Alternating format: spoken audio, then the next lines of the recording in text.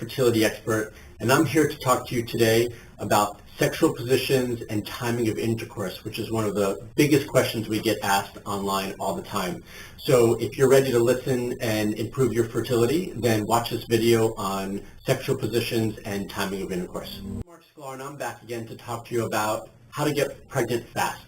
One of the biggest questions we get asked often is about sexual positions and timing of intercourse, because obviously if we can do that better and more efficiently, we can increase our success rate and get pregnant faster. The one thing that most people don't understand or recognize is our statistics, our regular rate of conception per month as couples, right? So our best chance of conceiving as a couple is in our late teens to early to mid 20s, and at best we have a 25 to 30% chance of getting pregnant. That's at best. So you need a minimum of 4 months to give yourself the optimal chances of getting pregnant. So as a human species and as a population of individuals that try to conceive, we're very inefficient at doing that.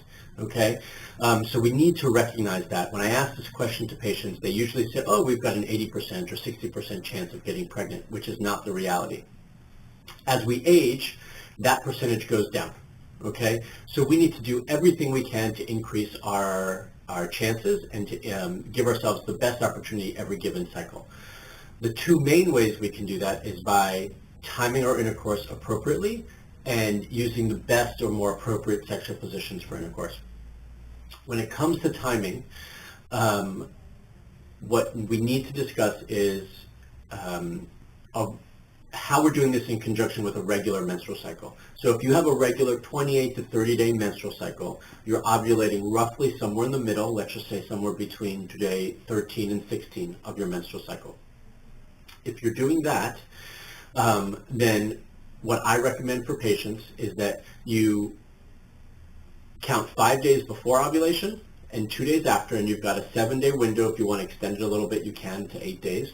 And you're going to start trying, and you're going to have intercourse every other day for that window of 7 to 8 days. Okay? This is assuming that semen is healthy, all normal variables and in normal parameters. Some of my recommendations would change if we've got an abnormal semen analysis in some way. So with all of those variables being normal, then 5 to 6 days before, we start trying every other day through ovulation. And I do like to go a day or two after ovulation for some of those to catch it just in case it's a little bit late. And some of our sperm swim fast and some swim slow, so you're giving opportunities on both ends of the spectrum. Additionally, if your timing is every other day and you ovulate on an off day, if you want to add that day in, you absolutely can, assuming again that your semen analysis is normal. Another variable to consider, I'm going to stop there. Sorry. Another question that gets asked often is, can we or do we need to have intercourse multiple times a day? The answer to that is no.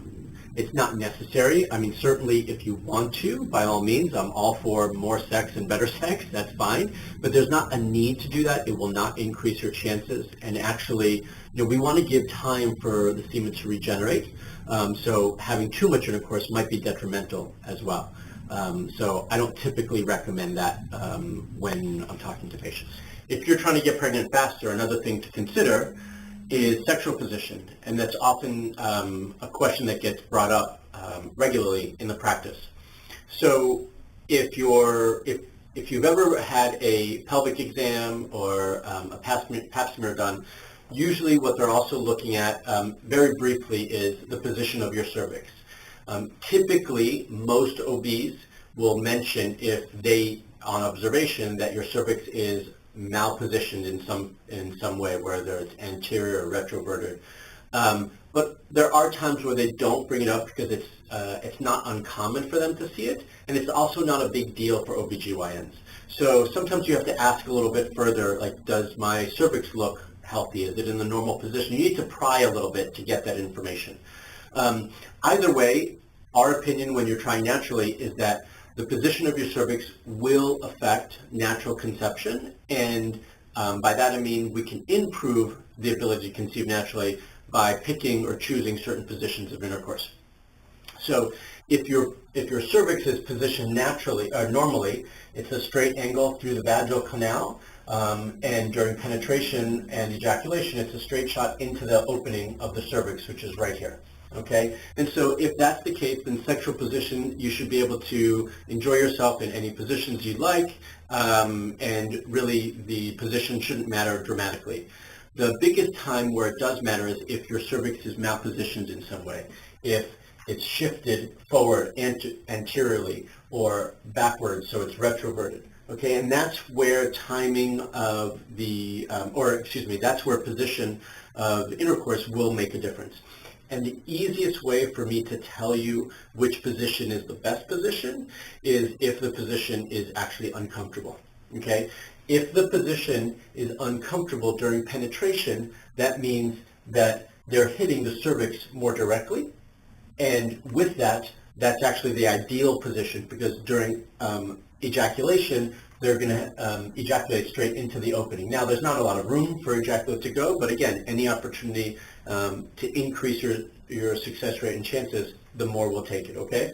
So if it's shifted forward or back, if during intercourse and penetration, it hurts and it's uncomfortable for you, then that's the position that I would be recommending. You know, it's not something I normally recommend for you to be uncomfortable at any time, especially during intercourse, but that is the more ideal position, and ideally you would only be doing that during ovulation. The other question in relationship to position that gets brought up is, do I have to raise my hips after intercourse? Absolutely not. Do I think it hurts? No. But do I think it helps? No. You don't have to put a pillow underneath your hips and raise your hips. You don't have to, stand on your head or anything like that. It's really not necessary. What I would say, it's very natural for some of the semen to come out after intercourse. It doesn't mean that the sperm has come out with it. Okay? If you do want to lay on your back or rest there for a little bit, maybe a couple minutes to 5 minutes, that's totally fine. But anything beyond that I really don't think is necessary. I hope you enjoyed this video on best timing of intercourse and best sexual positions to get pregnant.